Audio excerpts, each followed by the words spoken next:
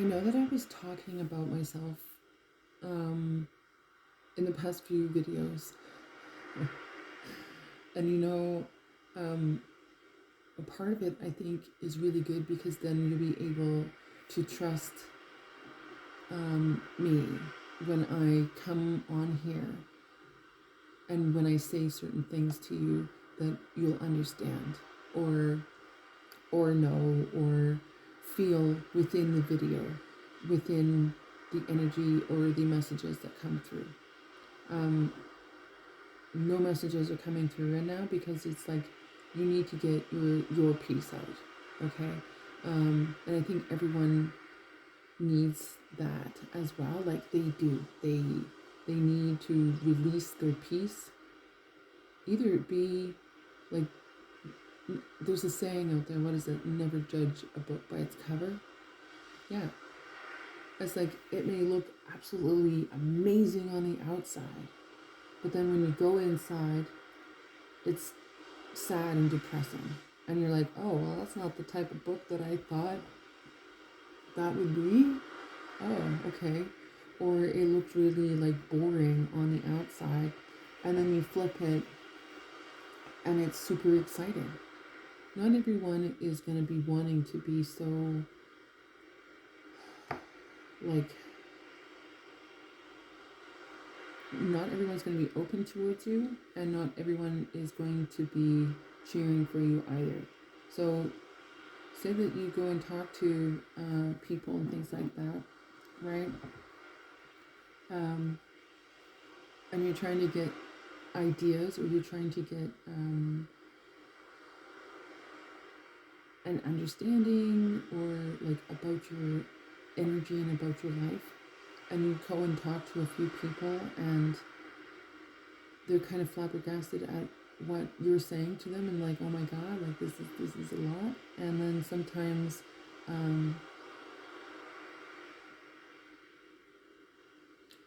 they don't care, but they like to get the juicy information and details from your energy so that either they can boycott you or manipulate you in some way. So please be careful on trusting people, and use your judgment from everything that you've been through is to blindly trust someone you don't really know too well, but you've observed that they're trusting. Because one would think that if you work in a church and you're a church member, that you would be upholding a certain value. And so if you are going through things, I hope that you, within the community, that you can get healed. And don't knock people that do tarot card readings.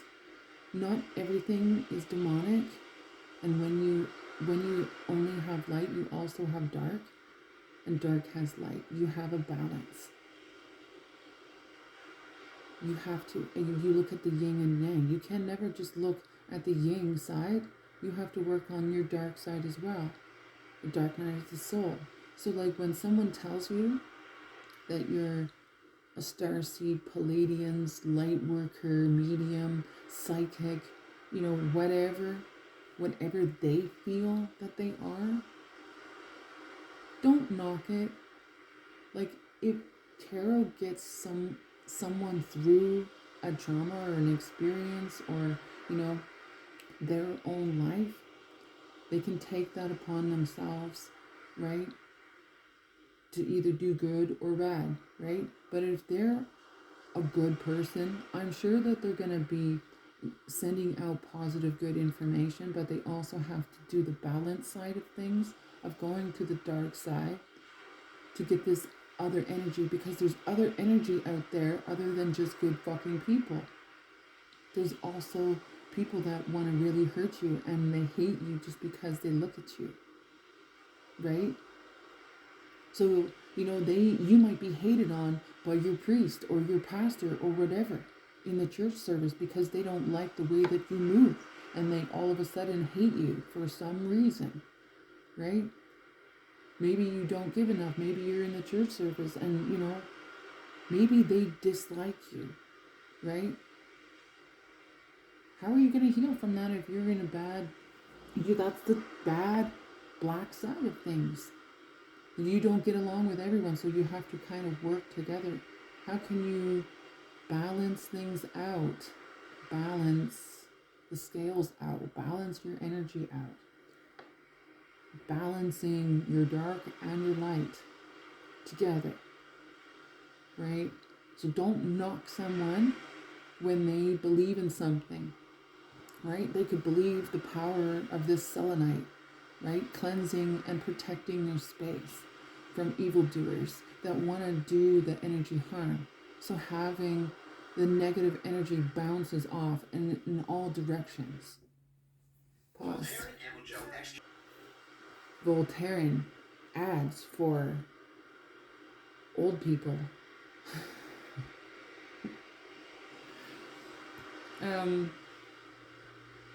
Yeah, so don't knock what people do to in their life, right?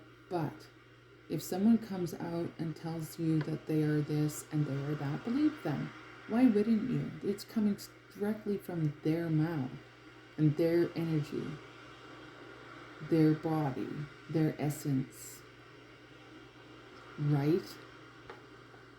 Remember the dark crystal and the silky or skeltskis we're taking the little friendly creatures of light and happiness and draining their essence so that, right? I think someone should re-watch the Dark Crystal and really pay attention to what the meaning behind that movie was by Jim Henson. It's a really cool movie, but now that when you look back and going, funny, things back then were subliminally, like, I can't even speak sometimes, so if you make fun of me, I don't care. This is my channel. This is my story. This is,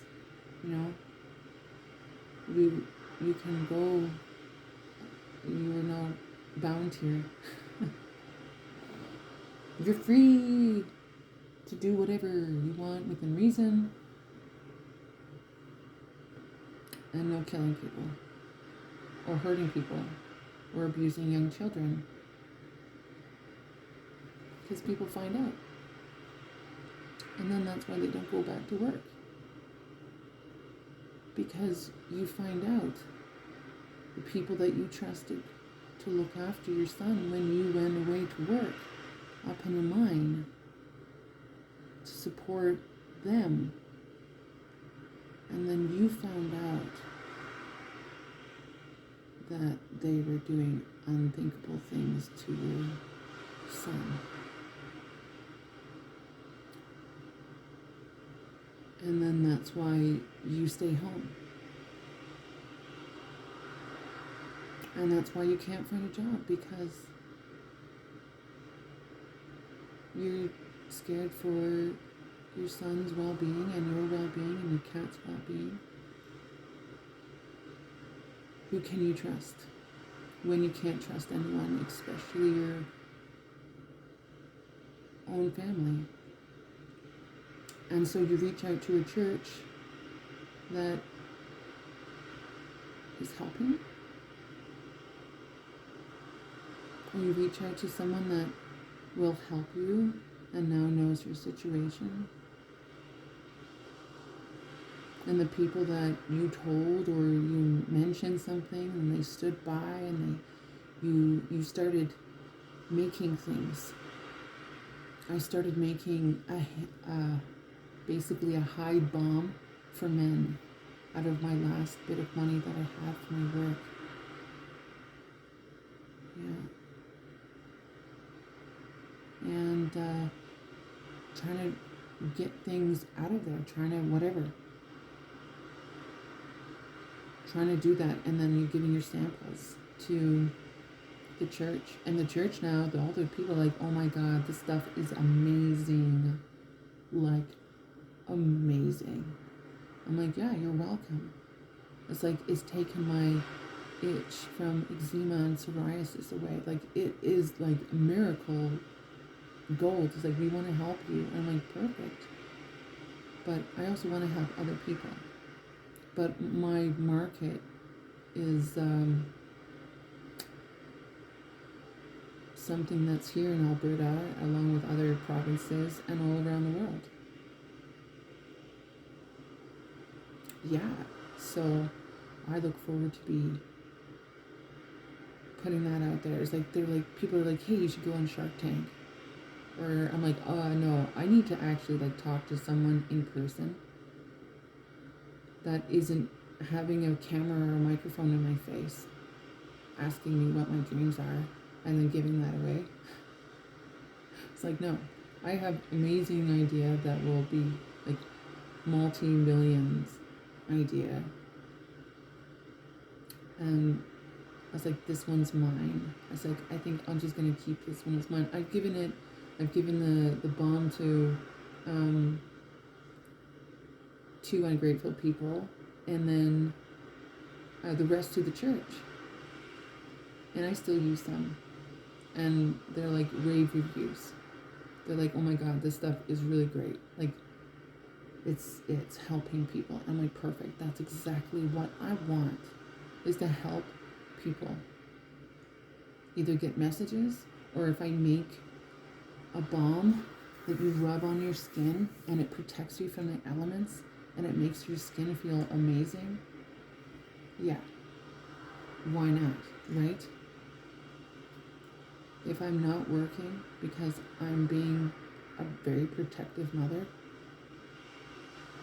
I'm going to try to make things and then see where it goes, but also heal at the same time. And if healing involves tarot or crystals or going for nature walks or going to certain places to make me feel good, or take my son out, we go swimming, or we go to the library, or we go, to a movie or wherever, right? So be it. At least I'm doing right. So those that don't know about me or anything that's going in my life, you don't know shit. So don't think that you know me. Alright? Let's just keep that 100%. Alright? You don't know. So don't try to act like you know. Because you don't. And you weren't there. And if you were, it depends on what you did to either help me in that situation or you didn't. Right? That's that.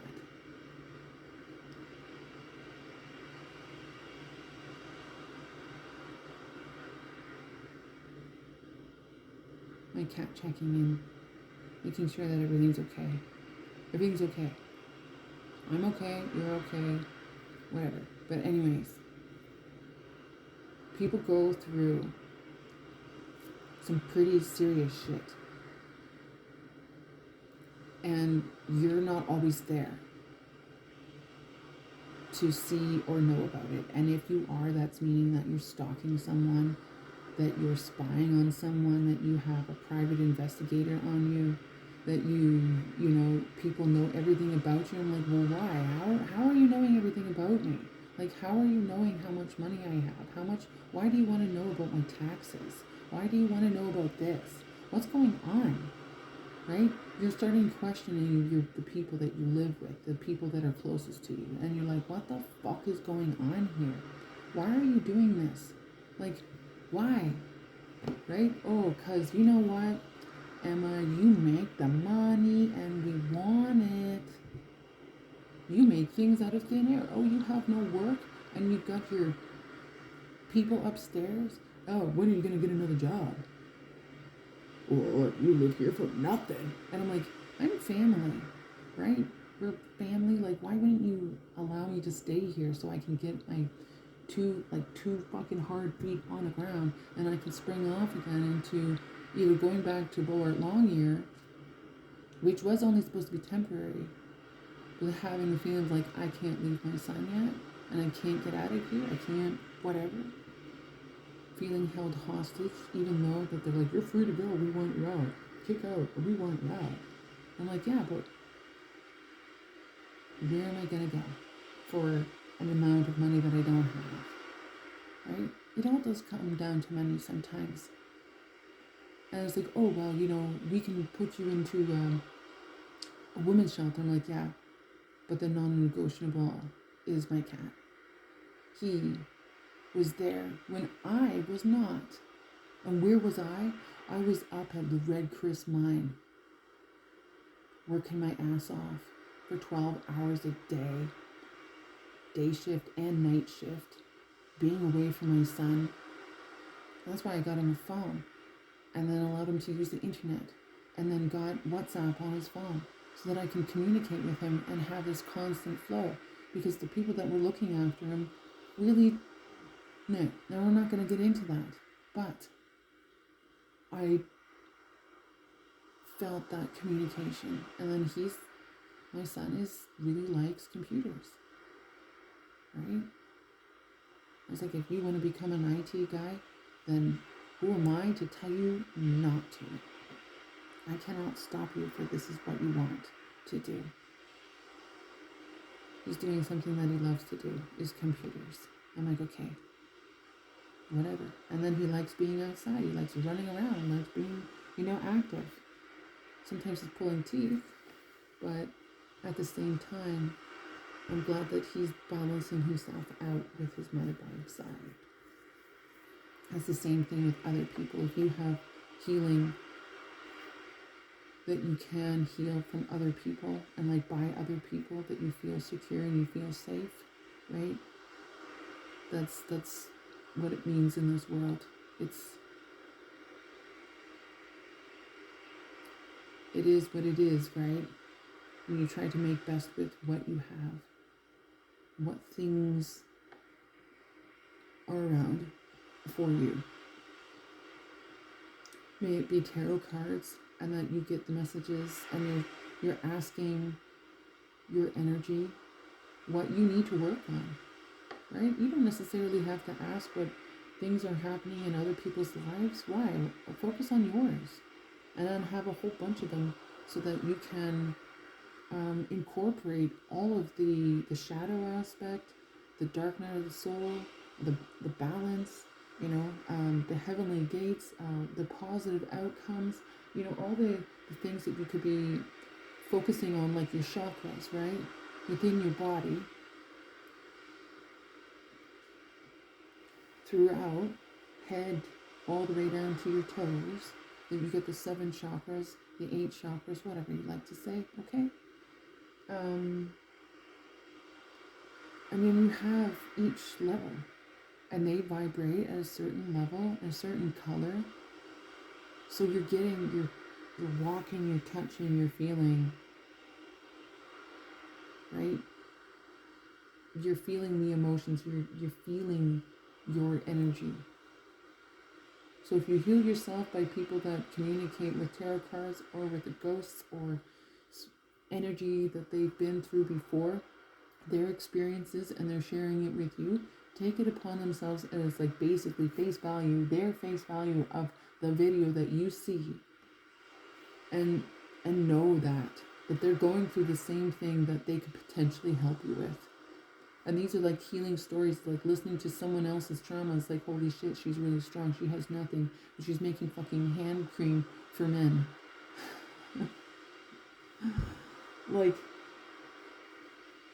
I've seen the guys on the drilling rigs. I've seen them up at the mines. I've seen them up at the oil field. I was like, oh my God, even the girls, right? Don't get me wrong, there are some women some women in the oil field. Some of them are there to do disgusting, gross things.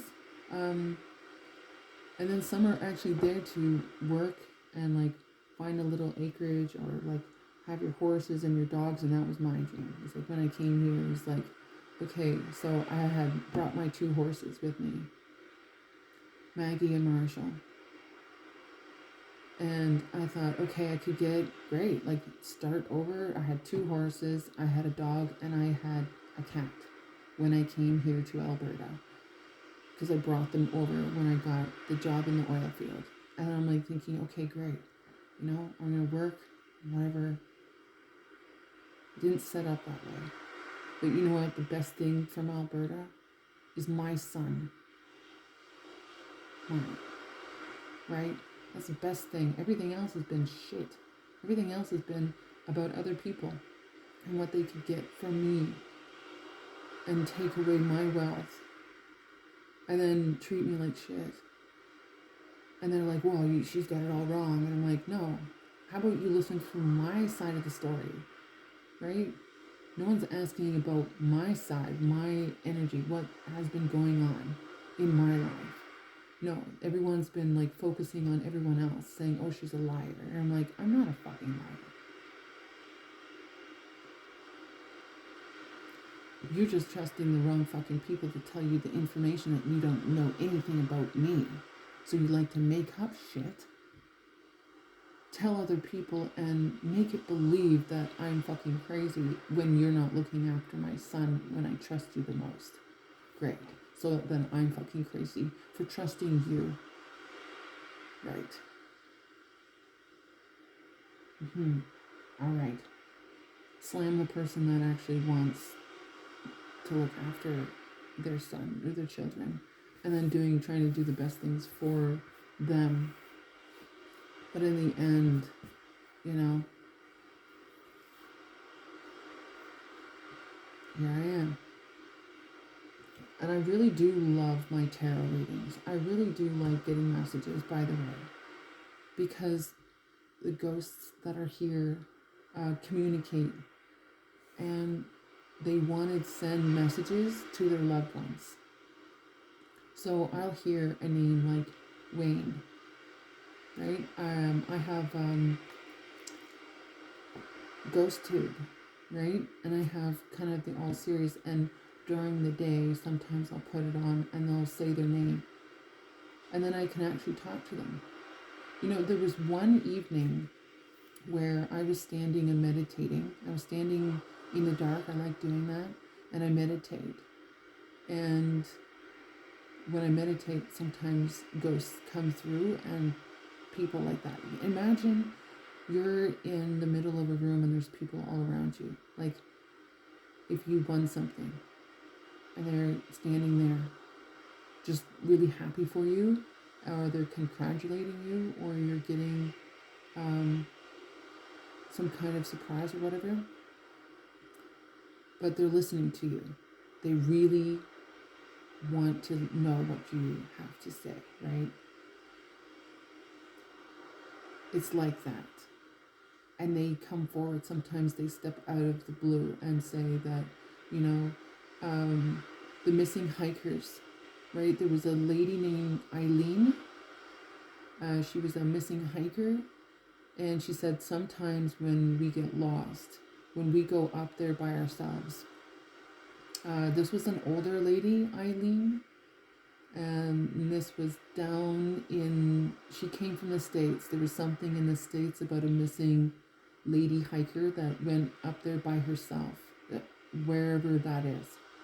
But this is the energy that's coming through, and this is what I hear. And they come through and say it's not always that, there's a human that has to do with the murder or missing person, right? When they're a missing person, hold on. So with missing persons, it's not always that they've gone missing because someone else has done something and they can't find their body. The reason is that 9 times out of 10, when you go hiking out by yourself and you're not marking the trails so that you would know how to get back. If this is not a path that you go down often, it's really best to mark the path somehow with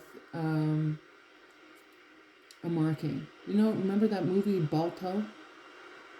and where things can get confusing, so you mark the trails to know which tree that you go down on because you're looking for a specific mark.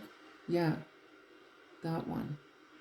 So watch that movie if you don't know what I'm talking about, marking the trails when you're hiking. Okay? Please watch that movie. That's a message. Back to Eileen. So sometimes when you go hiking and you get to a spot that you know is like absolutely pristine, you've seen the pictures, there's a bunch of other people that went there before, and sometimes when you go down the trail and you notice, oh shoot, the sun's going down, I have to get out of the dark because I've got to walk back. And it might be she had a tent with her, so in case she wanted to stay there and then hike out. She like never made it to the lake. There's other things in the wood that live there that hunts. So you've got cougars, you've got bears, you've got Sasquatch. They do exist, by the way. You've got animals out there, wolves, coyotes. Remember that poor girl in Cape Breton that died from a coyote attack and they were eating her alive? And she was that Ontario singer and she went to Cape Breton and coyotes ate her, but they were a hybrid coyote, right? Wolf coyote. It wasn't a dog. These coyotes were big. You can ask all the people that saw those animals, right? So back to Eileen. Sometimes when you feel threatened, you drop your bag in a certain location. Now, I'm not entirely sure if there's glacier rocks where she was, but there was a mountainside. Sometimes there's like big massive caves and rock from the glacier, that where the glacier moved over and they left like big massive rocks inside the trees, and then the trees just grow up around it. Sometimes there's caves like that they get into, and they die of hypothermia because they drop their bag, or that they crawl into a space and they basically freeze up because it's so cold. Even sometimes that they get grabbed in the middle of the night by a bear or something that smells off, because what are you doing if you're trying to, don't really know the back too well. Like if you go in a place where you don't normally go, you don't know the area very well, and you certainly don't know what type of animals are out there. So I'm really sorry. She's not missing by some person. It is literally by animals that a lot of people go missing when they go hiking. And I'm not saying that there's like, maybe there is, of people going out there and shooting their partners and leaving them for dead, and then they get picked apart by animals and they're never found. Right? There's a possibility of that, okay? So please be aware that it's not always about other people doing it. Sometimes they go out, and in Eileen's case, she went out by herself in an unknown location. She did tell a few people that she was going there, but she's never been there. But she was an experienced hiker, but she was only experienced in the location that she was going hunting in, and for hiking in. I know I said it kind of weird. She would have been safe if she had a dog or another person there, but even then, when you have two people, shit can get scary when there's unknown things, like in the fucking woods. Even if you have a gun, it's like, is that enough? Right? I've got a few stories here. Listen to these two stories. I got two of them, okay? And Eileen wants me to share them because sometimes the ghosts say, hey, they may not believe me, right? But you can tell your stories. It's like you've lived through weird shit that happened to you, and I'm sure there's many people out there just as they're like, wow, she's actually talking about these stories that actually happened to her. And I'm like, yeah, because it's happened to other people too. But of course, I haven't gone missing, and I'm not dead. Even though that I think people are after me for that. Yeah. But anyways, I think, yeah, whatever that is, whatever that message is, yo. Anyways, back to Aline's telling me to quickly say these stories. So the first story is my partner, I was pregnant, and my partner and I went to Yaha Tinda and camped out into like the Eagle's Nest area of Yaha Tinda. There's camping sites, so you can bring your horses, you could bring, quads, you can bring everything. It's a national park in Alberta. It's called Yaha Tinda. YAHATINDA.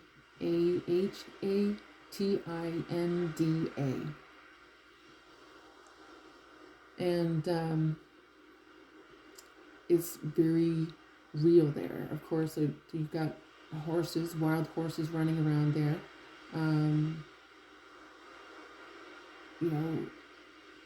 There's also, like, you should have some kind of weapon with you when you go there, because you've got bears and cougars, there's elk, there's lynx, there's wolves, there's everything there, even Sasquatch. You see the signs, and you're like, what? And everyone's like, you don't know? And they're like, what? Yeah. So going out to Yaha Tinda when I was pregnant with Dean, and I've been out there a couple times, and that was one of the first times where I saw my Sasquatch with my ex. He said, did you see that? Oh my God, it ran across the river. I was like, they're very frequent there, and they're not scared. They are scared, but they're not scared of humans. They're curious. Don't chase after them though. Please be respectful of people and animals and creatures that live there. But just be aware that they're there. And yes, I've seen a Sasquatch. I've seen it boot across that Bow River, right? I've seen that. Yeah. So you can call me crazy all you want, or you can believe me and say, that is fucking awesome. What did it look like? What did it smell like? How far away were you? Instead of just saying, oh yeah, well, where's the camera? Where's the proof? And I'm like, there was a no technology day. It was like, leave your stuff at home, well, within reason, and then we'll keep, we're not bringing out our cameras. We're gonna use our eyes as our cameras and enjoy the day without being checking the phone constantly, right?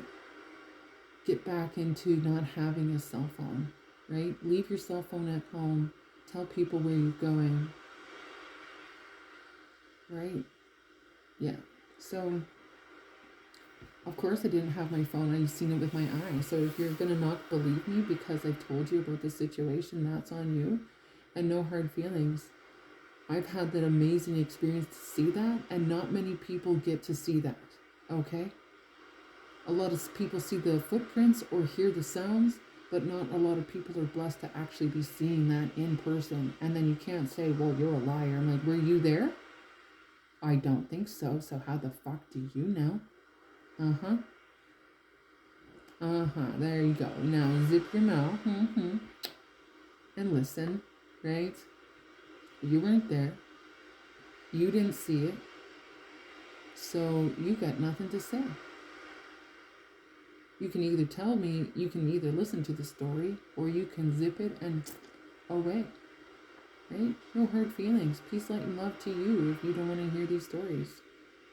I'm sure that there's people out there that would. And listen to my ghost stories from the Banff Springs Hotel, right? I've got lots of stories there. back to Eileen, and she's like, "You're getting off topic. Tell about the stories." So me being pregnant at Yaha Tinda, and my ex had a big uh, explorer's tent, right? A big canvas one, right? One of those really nice ones with a wood stove in it. Yeah, it was decked out. He was really kind. He really was, right? Yeah, that was a really nice time. Although it was stressful, but it was still nice, and I had a good experience. And so setting that up, and not knowing, like, there's bears, there's grizzlies, and there's black bears there, and they come down to the campground often. There's often I've never heard of horses being eaten. There's a lot of dogs and people that bring their dogs, and there's a lot of activity, and I don't think they go around near the activity too much, but they certainly go around to the other campgrounds that are quieter. And I kind of wanted to be over by the noise, so that, since I was pregnant, I was like, I would be kind of even more protected. But I also had my dog with me, Lizzie, and she was acting really weird. But we set up the camp anyways, and he's like, "Oh, you just rest by the fire. It's like, just take it easy." And I'm like, "Okay." But my dog was acting really funny, and I'm like, "Okay." So Lizzie was kind of wanted me in the tent, right, in the camp, and I'm like, "I think I'm gonna lay down, since I am pregnant." She stoked the fire. Weird. I didn't think anything of it, to be honest with you. I had no idea. I guess I was naive. I was, pregnant brain. I wasn't thinking that my partner would put me in harm's way because carrying his child, right? I didn't think of anything of that because he had his weapons with him. I just felt safe, right? I felt safe. So I didn't think anything of it, and neither did he, really. It was like, was it an oops? I'm like, probably. But now I've had that experience, right? So here's the experience. My dog wants me to get into the tent, and I lay down, and my partner tucks me in, and he had taken a couple photos of me, and I'm like, I'm really tired, but it's really nice. I'm like in this like big poofy bed, and I've got the fire going, and it didn't have a zipper. It just had like those ties for the flaps, and I fell asleep, and then I woke up, and then I had a dream of a bear, a black bear. Was it yeah, it was a black bear that came into the tent, and basically, bear wanting to attack us and eat us, and my dog comes out, she chases it, and it gets swapped across, and my partner grabs his gun, but it wasn't sighted in because it was going to be sighted in tomorrow to like shoot a couple cans or whatever, and it in the dream it ricocheted, the bullet ricocheted off its brain, its head, and then I grabbed the hot poker from the fire, and as it I jammed it right in its face, and it ran off from the fire. And then, I woke up from that dream, and I'm like, oh my god. It's like, that was a dream, holy crap. And my partner was outside, and he was still tending to the fire outside, and my dog Lizzie was on the floor all curled up, and I'm like, oh my god, I don't know if I can go back to sleep. That was one hell of a dream. Oh my god. And then I had it again, right? I had the dream again, but this time it was a grizzly bear instead, doing the exact same thing, walking around the tent and then coming in, right? Sniffing, right? Sniffing around the tent. That's what the black bear did. He sniffed around the tent and then came in. And then this time I had another dream, and it was a grizzly bear that walked around the tent and then stuck his nose and came in, and then Lizzie went after the dog or after the bear, and he went and then just whooshed her aside. And the exact same thing Travis was his name, was like shooting at the bear constantly, and then I grabbed the poker again and like jammed it down the bear's throat when he's like kind of stood up and like kill the bear. Like what's that movie Brave, where the guy's lost his leg but then he kills the bear, Mordu or something like that, Mordu, I don't know, it was in Brave, that movie Brave. But yeah, so I wake up from that dream and I'm sweating bullets, and I'm like, okay, maybe this is just like totally pregnancy brain. Travis is right there, he's in the bed, my dog's there, and the fire's still going, and oh my god, can I sleep again? No, I can't sleep. So I just basically lay there uncomfortable, not falling asleep, even though I'm terrified. And this was, of course, out in Yahatinda, right? The fire was going. So does it look bright inside? There's a good possibility that the lights were on and they were coming down. I didn't think anything of it, right? Thinking my partner would know how to look after us. Trusted him because he's, why not, right? And then the next morning, like when he woke up and he went outside, I was fast asleep. Like there was just a moment where I was falling fast asleep. And he's like, holy shit, Emma, you gotta get out of here. Oh my god. And there was footprints of black bear and grizzly bear all around our tent. Yeah.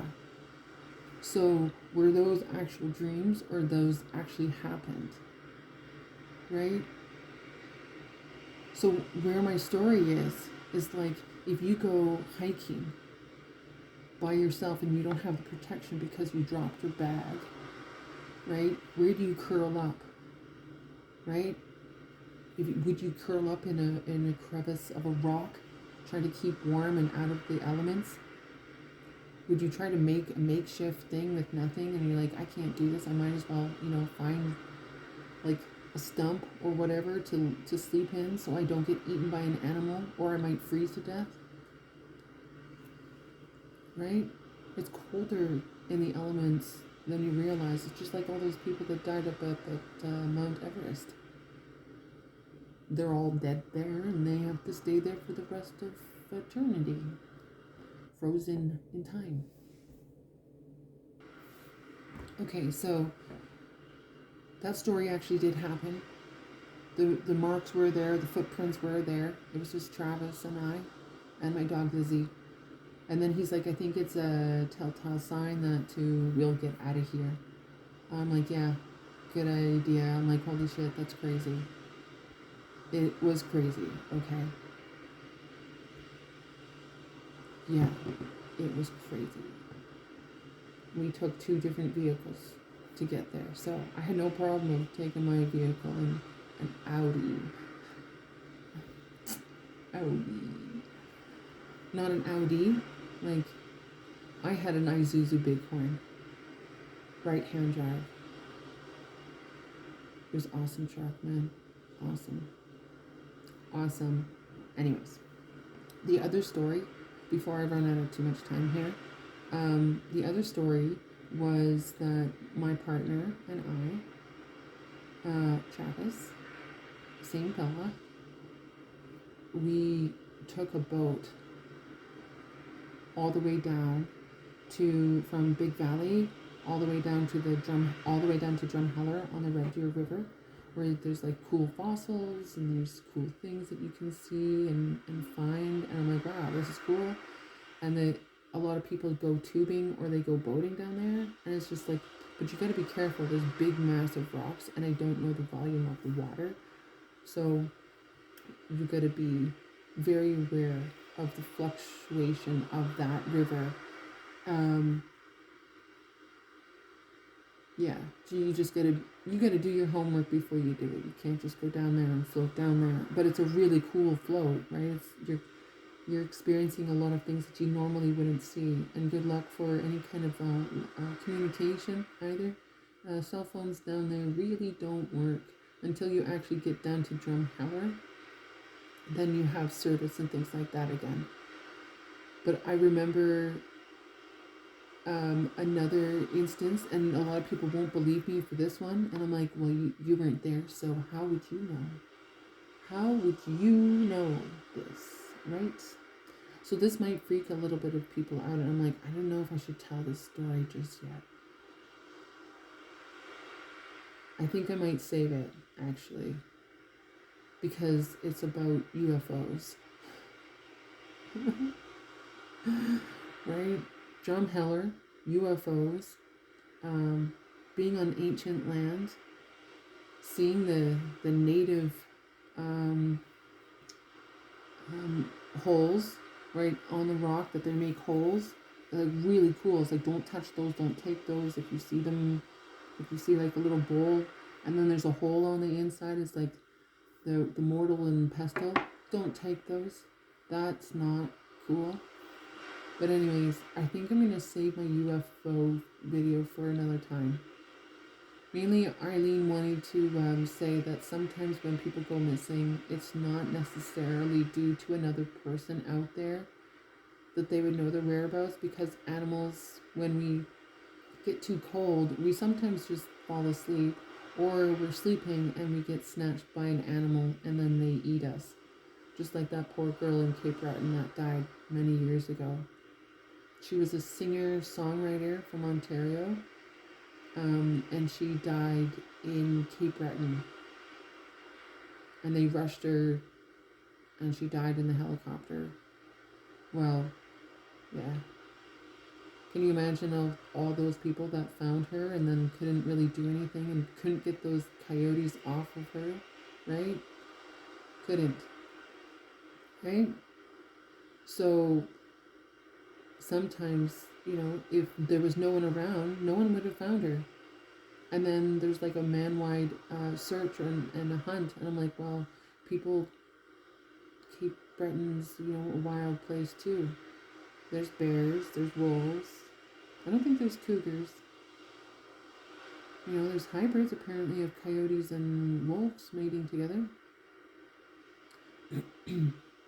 So, or they were hybrids of coyotes and dogs, but these were a lot bigger coyotes than the normal ones. You can find that article in probably the Chronicle Herald if you look back into it, or looked online. It's like, girl died in Cape Breton from coyote attack. And you'll read upon it, right? People go hiking all the time and get snatched by animals. I remember going on hunting trips with Larry Davies. He owns Davies Contracting in Victoria. And he's like, I don't necessarily like the hunting, but it was sort of like he took me under his wing and treated me really nicely. Helped me get a job. When I was struggling and all that kind of stuff, he saw the goodness in that. And that was really cool. And he taught me a lot of things. On plumbing, on digging ditches, and how to do house repairs and everything. Like, it was really cool. Like, driving trucks, doing concrete. When you get asked the question, can you lift 300 pounds? You're like, no one can. And they're like, can you lift 300 pounds? Yes. Yes, I can lift 300 pounds, right? And you can. Liquid concrete, a wheelbarrow, and liquid concrete up a skinny ass board, right? Not spilling any, and then dumping it in a location up on a hill for a pad. Of course you can. You get strong really quick. Or picking up rebar, right? When one piece of rebar, you're like, it's 30 feet long, and you can't even pick it up, and you're having difficulty because it's flexing so much, right? So you can lift 300 pounds, you can do lots of stuff. I don't know where I was going with that, right? It's another story, right? But anyways, it was a totally different side one. You know, I hate ads because they interrupt my energy and flow, and I didn't realize that this awesome sound has now ads on it because it was live before. So, poo.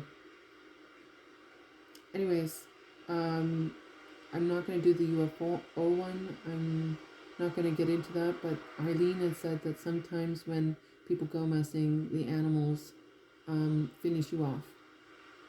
You get cold and scared, you have no defense against a bear. It's like if bears come after you and they want to eat you, they're probably going to eat you. Yeah, you go missing. Even in Sasquatch country, people do go missing. I think there was a man named Todd Standing that was doing the Sasquatch stuff here in Alberta. I'm like, I don't even know if he ever went to, and he brought Les Stroud with him to Alberta, I think, regarding the Sasquatches here or somewhere in BC. And the old Banff Trail, the old coach trail from Yahatinda to Banff or Jasper, things like that. Like you go down. Jasper's up here, but you go down. But yeah, there are stories, and a lot of people are scared to come out and actually say it, because then they'll be like, well, you're oh my god, like everyone has stories. Not everyone has cameras, by the way, or phones attached to their hands. It's like, what will be next? Like a camera inside your phone, and you don't have to go like beep. Right? And then take pictures, right?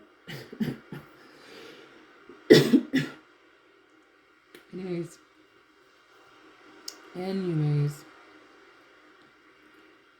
I think I'm done talking.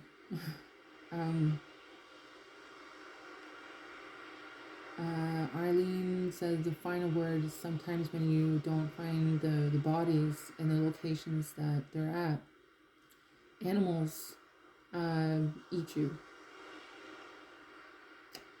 So sometimes when you're looking for missing people and you don't find them and they're out in certain locations, please remember it's not always about other people doing harmful things to you. It could very well mean that you lose your way, or you find someone else when you go down a trail path to mark it, and so that you know what that mark is and what it looks like, so that when you come back you're not disoriented, because now the sun is going down and you can look for a tree. And sometimes when you walk one path, right, you're not seeing another path coming up on the other side, and that sometimes can be seen as animal walking paths that they make, right? And it's a skinny trail, right? And the trail that you went down is also a skinny trail. So when you come back, right, if there's not like this pivotal moment where you're noticing tracks, I had done an earlier video, like the first time that I was talking about tracks. My son was helping me on that day. I'm like, are you paying attention to me? And he's like all over the place. I was like, no, pay attention here. I want to just tell people about tracks, right? The animal that made the track could be a deer, it could be bears, it could be anything, right? Bears can be super nimble, and as we all know, they can move super fast. A lot faster than a horse. Yeah, and elk and deer. If horses get a head start, let's just hope you don't trip and fall, because bears will just go. And when she came back from the path of where she saw or there must be, water this way. It's like, well, maybe the water that this path is coming from is from animals, and they made that path. So when she's coming back the other way, she sees two paths now. And she's like, shoot. And it's getting dark, and when it gets dark, you get kind of disoriented because you forget where your location is at unless you absolutely remember, oh, it's this way. I came this way. But if you're old and you don't know the area, I'm not saying that she was super old, but she was. I'm just going to let the video go so you can know that there's ads, right? She got disoriented and went down the wrong path. She didn't walk the trail and she didn't know the area. So that it was her fault. I'm not. Jeez, I'm sorry. So she got disoriented and animals started coming out. He's like, what smell are you smelling? And like, do you smell like hamburger? Do you smell like fear? Do you smell like you being scared? What's your scent that you give off when you're unsure of a place? And animals can smell that, right? Animals can pick that up. They can smell through their nose what their receptors are. So like my son being scared of big dogs, those dogs can smell it. Even the small ones can smell it. I'm like, no, just hold my hand and don't look at the dogs. No eye contact, right? Don't enable their energy to see yours, right? They can smell it. They can smell your fear, but maybe holding my hand will actually eliminate that energy, right? What type of energy are you vibrating at that it attracts or doesn't attract energy? So that girl up in Cape Breton, when she died of those coyotes and when she saw them, and there was other people that actually took a photo of them walking down a path, and it was an older woman and an older man with walking sticks. Like, we saw them, we took pictures of the coyotes and they walked right by us. I was like, but they didn't attack us. But that girl that they did attack, was she scared? She was walking by herself. She had no one else there. She didn't have any clue, and she'd never been there before. And she went down. She didn't walk with people. She wasn't making noise. She was super quiet, right? And then she saw those people, and they saw her, and they walked by each other, right? So if now those coyotes are going to where their hunting ground is, where humans used to be, it's like, oh wow, this is really weird. We're like literally walking by, not even 6 feet away from these wild animals that don't look like coyotes, but they have the markings like coyotes. It's like, that's really weird. And then all of a sudden, all these people that are going back to the parking lot, and that young girl that's going back in there late at night with no other protection, and the fact that there was washrooms there, and bad on Nova Scotia for not having, or Cape Breton, for not having, Cape Breton, Nova Scotia, whatever park that was. Bad on you for not keeping those washrooms open. Otherwise, she would have been alive. It's like, well, it was fall. It's like, doesn't matter. Keep those open. People need to go to the bathroom, even in wintertime. Some people go in wintertime. Where are they supposed to go? On the side? It's like, that's gross, right? No one wants to see human poop on the side or right on the walking path because the bathrooms aren't open. That's gross. Come on, do better. But she was all by herself, and what type of vibration did she give off that alerted to these animals that she's fearful? And then they come out of the woods and she's like, oh, and then she starts panicking and running away, which activates their prey drive. And they can sense and they can feel that she's scared. And so she goes and sees the building and she starts screaming, realizing that, can you imagine the fear? Can you put yourself in her situation, right? She sees the building of salvation of, oh my God, I'm going to get into that building and I'm going to lock the door and those coyotes will leave me alone. And then when I hear people all come out or I'll scream for help inside, and then people will hear it because it's echoing, right? And little to her just understanding, it was locked. The bathrooms were locked. And can you imagine? I'm sure that you turn around and you got coyotes gonna try to bite you, and they bite you and they attack you and all that kind of stuff, and then they drag you over to behind a log on the other side and fucking start eating you alive. And that's what happened. And then she started screaming, and these big group of guys started coming over, and it was all in the news. And they took really good details of how not to go walking in the woods by yourself in an unknown location, and being aware of your situation, and always carrying a big stick, right? Know how to use it, but also know the area that you're going into. So I just wanted to put that out there, that Eileen, that was the experienced hiker for many years, and she loved doing it.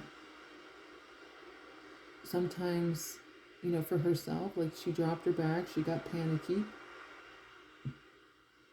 There was other animals. Maybe if she dropped her bag, they would leave her alone. They would go through the food there.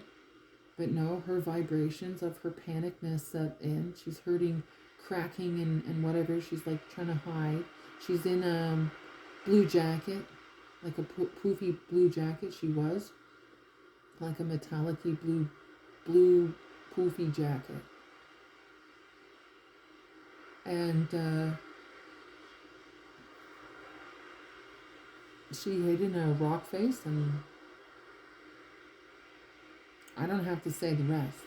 I really don't, because I kind of already mentioned it through my bear stories and the coyote story with that young girl that died in Cape Breton, right? Oh, in Cherryville, right? When Larry took me hunting. It's like he was hunting for deer. And don't worry, he's not the irresponsible kind. He takes the whole deer, and not young deers, and not stupid. But he likes going up to the slashes up in Cherryville, BC.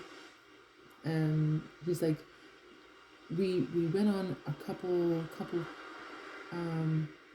rides, and I'm like, after feeling this hair stand on the back of your neck when you're walking through a pathway, and you both get the holy shit, we need to stop right now. And Larry decides to fucking run. I'm like, well, I'm glad that I'm fucking faster than you, but you get that feeling of fear, like ultimate fear of all your hair standing on your body.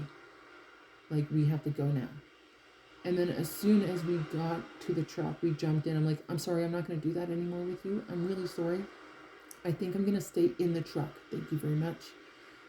And we back out of where he had, we got in his truck, and we got in, and he backed out, and then we went down the road, and in front it was a big, massive grizzly, like fucking scary. And then I'm like, oh my god, we're just gonna back the fuck out of here. Yeah, we're not gonna challenge. And he had a big like Dodge, so it's kind of like yeah. Needless to say, even though that you think that you live in a really nice area, there's always animals out there. And you gotta watch the signs of like the crows circling, and you trust your intuition, your body language tells you a lot. Right? So when people go missing in the woods, it's not necessarily other people that have done something to them and that you're going to get a reward for trying to find their body, because you never will, because animals have either eaten you or taken you off, and your bones are scattered throughout, right? And you will never be found. And then you might find a skull or bones or whatever, if it's not crushed or done whatever, right? By other animals. Or it's, who knows, they pick you apart, right? If you look at any kind of animals eating another animal, They pick you apart. That's what would happen to you too. You would just be picked apart and eaten. You know, had to experience that with my horse, Maggie. Thinking that my horse was safe on a property that was boarding horses, and her dogs apparently got a little too frisky and started chasing her around, or something else fucking did. And she wedged herself into a tree, and then they started eating her alive. And my other horse trying to, you know, kick them and whatnot, and she's right. And then they find her, and they're like, oh my god, it's like 2 days later, and then they tell me 2 days later that she fucking died. And they had to cut her out of the tree because she was so frozen from, you know, dying. Right? And they're like, you don't want to see, you know, the damage that they've done. Right?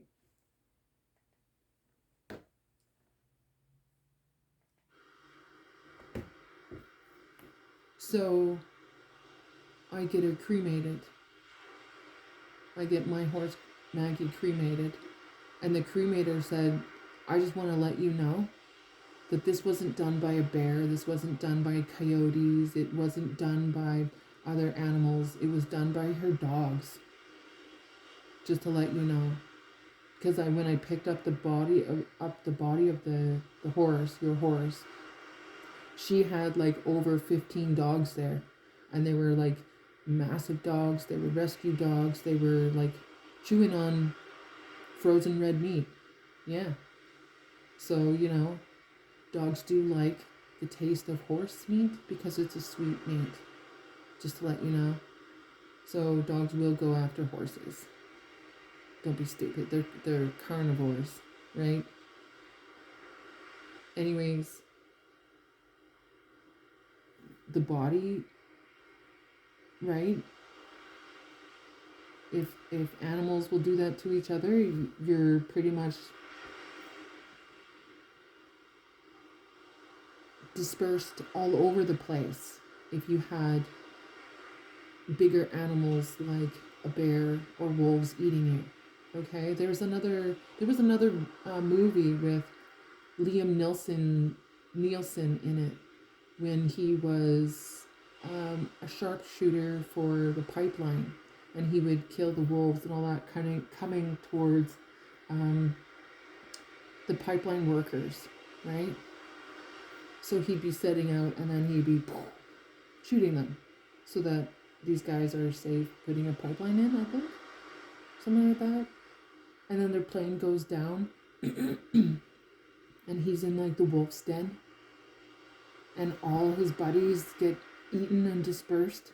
Or you look at Jurassic Park, and the raptors that turn on the men on Jurassic World, and they get dispatched and they're gone. Yeah. Well, that's the same thing in an everyday life when sometimes you make mistakes by going hiking by yourself, not knowing a certain area, and animals dispatch you, just to let you know. So if there's a missing person, you also have to incorporate nature taking its course. So you may never find that missing person that went hiking. Things happen to you that you go missing. Just know that. Animals, that's the same thing with like missing cats and missing dogs in the neighborhood. It's like sometimes it's not another person taking it. It could very well be a hawk or an eagle or an owl, even a coyote. I've seen the coyotes around here in the little parks, right? Where cats and dogs go missing. It's a meal for an animal. Just know that and just remember that. And that's what Eileen wants to send as a message, is that she enjoyed what she did, and the way out was not what she planned, right? But just know that she remember her, the times that you had with her in a good light, her wisdom and her happiness and love for nature, right? Just keep that legacy of her life in a positive light than the traumatic life that ended, right? And same thing with all those hikers that die up at Mount Everest. I'm sure that they have very good life reasons within themselves, and they take that opportunity and chance that there's a potential that they may die up there and be immortalized for life. So every time that someone passes them, they may forever be a frozen god on a mountaintop, with all their wisdom still trapped within them. And either they may be ghosts or spirits helping people throughout their trek or keeping them safe. Then they are angels in disguise, aren't they? Anyways, I'm going to leave it as that. I hope you had the awesomeness of like reading and listening to the whole thing. And I'll catch you in the next time. Okay, peace, light, and love. Thanks for listening. Thanks.